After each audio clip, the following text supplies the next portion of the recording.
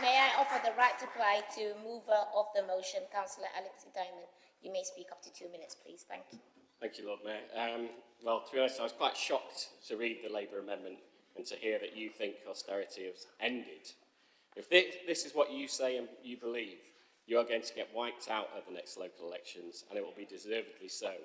You say austerity has ended, but your own motion today is complaining about NHS cuts, and while another motion is about cuts to education, which you then try to justify in your amendment. You say austerity is over. Tell that to the residents in my ward attending our 2 food banks and the volunteers who work so hard to support them. You say austerity is over. Tell that to the parents of children with special educational needs whose kids are missing school and can't get the support they need. You say austerity is over. Tell that to the 354,000 homeless people in the UK, including more than 4,000 in Sheffield.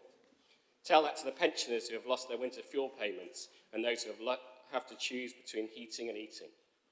You say austerity is over, but in their submission ahead of the budget, the Local Government Association has said the cuts to the 2010s are far from fully reversed.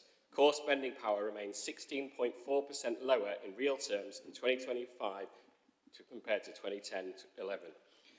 Cost and demand pressures are unrelenting, particularly in key demand-led services such as children's social care, adult social care, homelessness, and home-to-school transport for children with SEND. So is austerity over in Sheffield, as Labour says it is? If it was, we wouldn't be asked to make savings, efficiency, or cuts in the next council budget. But we are. For the 2025-26 budget, the council has a target of achieving 58.5 million in savings. Does that sound like austerity is over?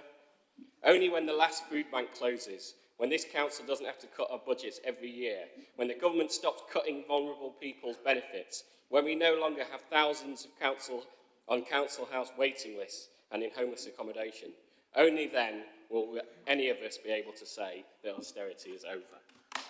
Thank you.